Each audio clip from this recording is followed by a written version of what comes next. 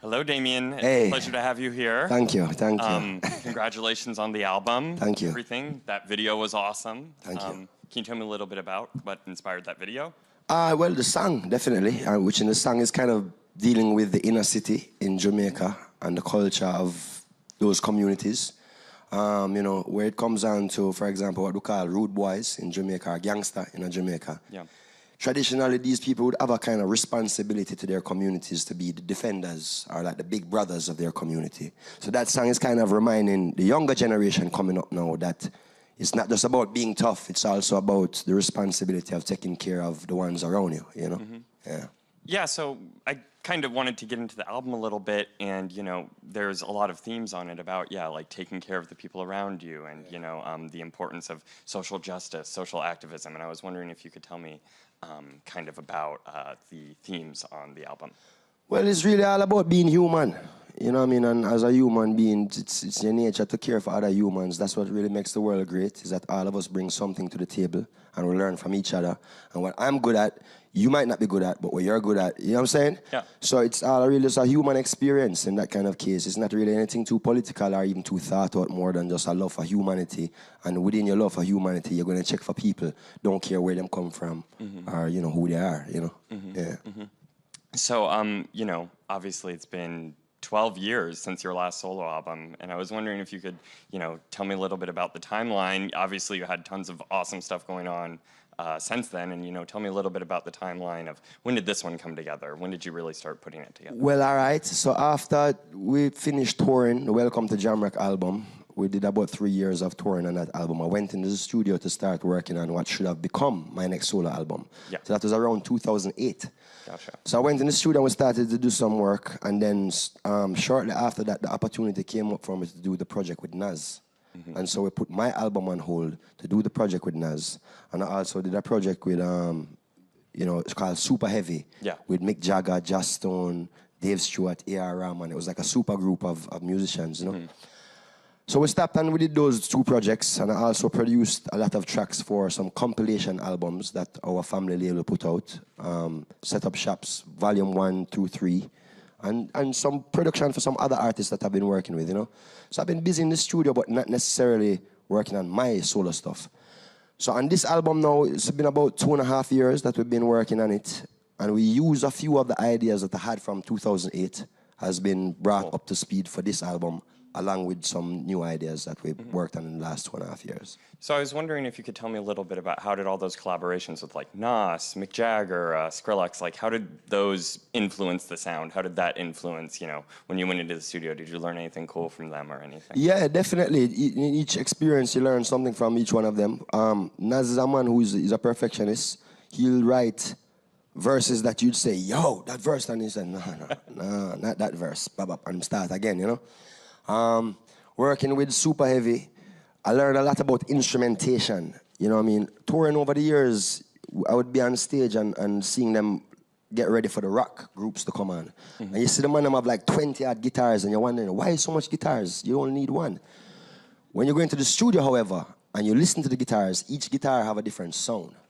Like really unique, distinct, different sounds. So that was something I learned in the process of working on Super Heavy, just about instruments a lot. And even just watching the greats, like even a man like Mick Jagger, as a big man now, and seeing how he's still in love with making music and so energetic in the studio was inspiring, you know? Yeah. Skrillex, he reached out to me, so that was really on his doing. Cool, awesome. Well, you know, I wanted to also ask, okay, so you go into the studio, you've had all these experiences over the last decade, and, you know, what was your vision with this album? What were some of your goals when you went into the studio? What sort of music did you want to make? Just to make good music.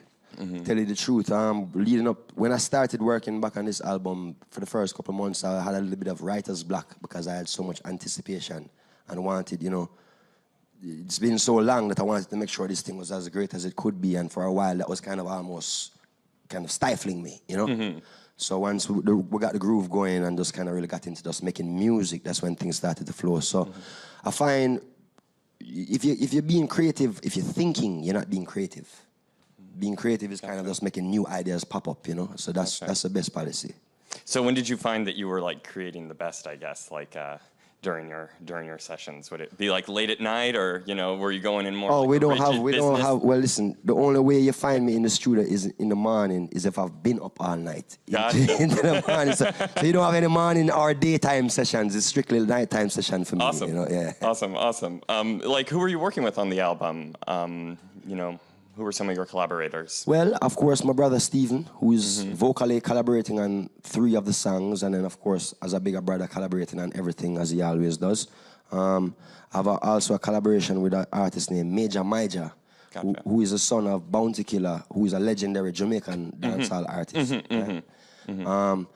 We also collaborated production-wise with Stephen McGregor and Andrew Blacks, who are 2 popular Jamaican producers. And my entourage, my set of musicians who play with me, namely Young Pow, Shia Core, Winter James, Courtney Diedrich, we all do our thing, Yeah, I mean, the band, it sounds great on there, so that's you. awesome. I also wanted to, ask.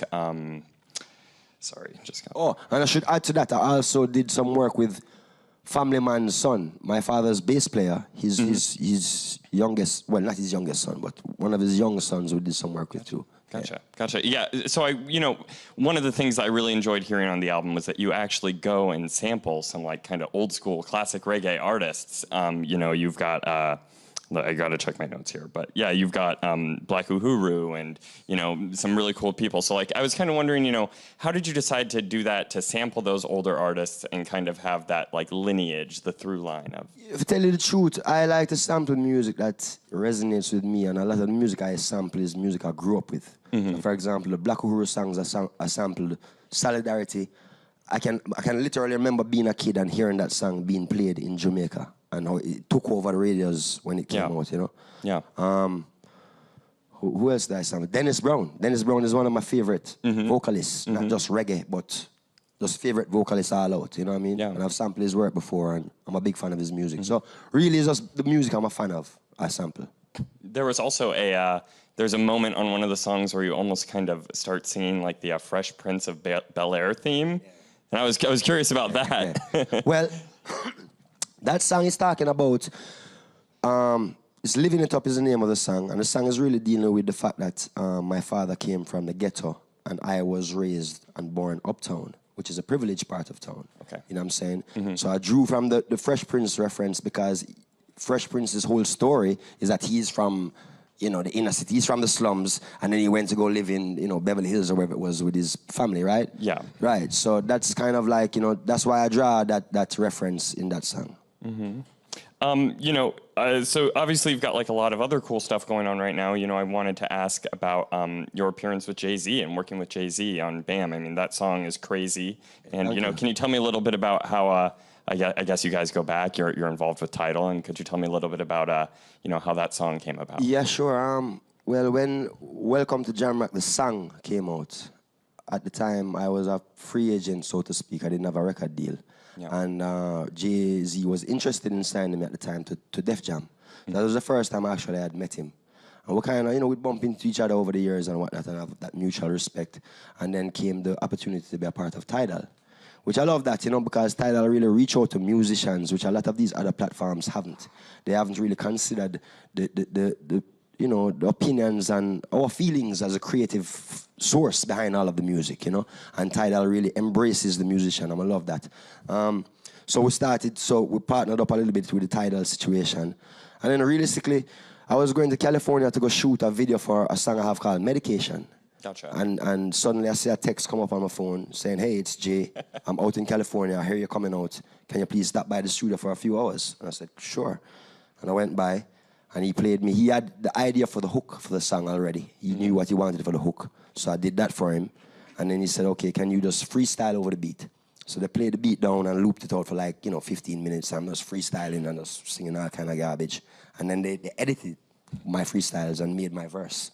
Oh, so wow. it was kind of Cool. cool. Yeah, That's easy fun. work. But then you did go to you went to Jamaica, right, for the music Yes. video. So then, That was yes. So then he said he would love to have some visuals in support of the music. So he wanted us to go to Jamaica and such forth. So I was actually on tour. I was in Ethiopia at the time and left Ethiopia, went straight to Jamaica, and we linked up in Kingston. And I took him around Trenchtown in Jamaica, which is the community my father grew up as a young man. You know what I mean? And where he really harnessed his musical skills and formed the Wailers and all of that stuff. So we walked around all of that community and I, spoke to him about the family history. And then we went to Hellshire Beach, which is a popular beach in Jamaica in Kingston. Great food. And, we hung out for like 2 days, which was cool. Being a fan of his music is cool from a fan perspective to spend some time with an artist like that where you're a fan of their music, Yeah, absolutely. So I also wanted to ask about your involvement with the cannabis industry, and your involvement with your company Ocean Grown. Could you tell me a little bit about what you're going for with that? What's your mission? Well, Ocean Grown Extracts is a company of very hardworking people that we have teamed up with, with our Stony Hill brand, and we have a few ventures that we are doing together. One of them is a strain that we call the Speak Life, which is also a name of the track from one of the tracks on the album. It's like good synergy. Yeah, good promotion. so we call the strain Speak Life. So that's a flower that you can actually purchase and smoke the flower. We also have an extract like an oil that you vape. Not too long after teaming up with these great people from Ocean Grown Extracts came the opportunity to purchase a prison. It's really that they were looking for a place to buy to grow some herb, and the prison came up on the market. And it's just property, So it wasn't a plan to buy a prison, but here comes this prison that's available, and they purchased a prison. It's in California, right? It's in California, Coalinga, California. And what a great story that this place that used to lock people up for smoking herb or growing herb or selling herb is now growing herb, and knowing herb. You know what I mean? Sowing herb even, you know what I mean? Yeah, so that's great karma, great redemption. Yeah. And obviously also, it links in with your song Medication on the album. Yeah. So can you just speak a little bit to why you think it's such an important medicinal aid? Oh yeah, for sure. I mean, it cures bad moods. It cures in all reality still though, as it becomes more accepted in different places on earth, you find that there's a lot of research being done.